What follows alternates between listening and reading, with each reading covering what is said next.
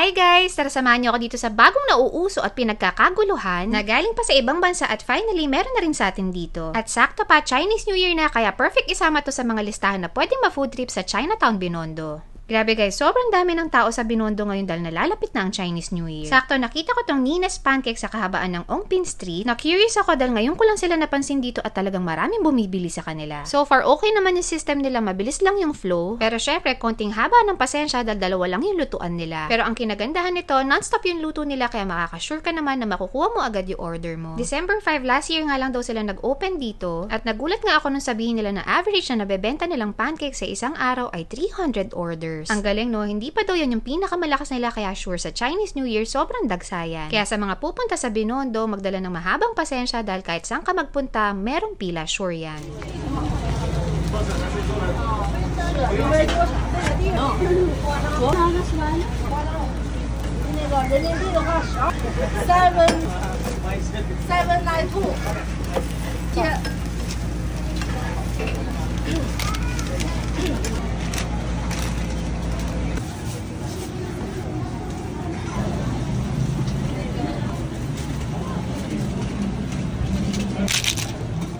Ito yung mga pwedeng yung pagpilian, pakipost na lang para sa mga interesado. So guys, meron tayong bagong itatry dito sa may Binondo, bagong pinagkakaguluhan dito. So December 5 lang sila nagbukas dito, last year lang, 2024.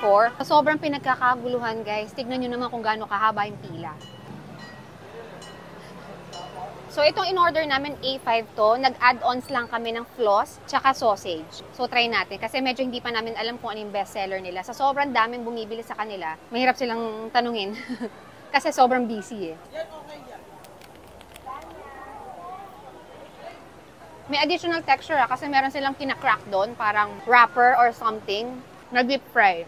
So, manamis-namis yung sauce niya, may halong mayonnaise. Meron na rin kasamang kick ng anghang. So, naglalagay na rin sila. So, nasa sa inyo kung gusto nyo magpalagay ng hot sauce or hindi. Something new dito sa Binondo. Taiwanese style or Chinese style na pancake. Very unique. Something new dito sa may Binondo. For the longest time na nagva-vlog tayo, ngayon lang tayo nakakita ng ganito sa may Binondo. Buti may bago.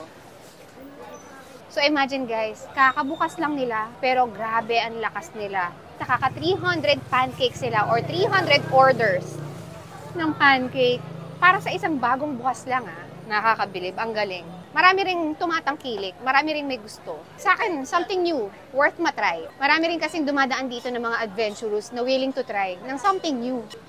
Galing.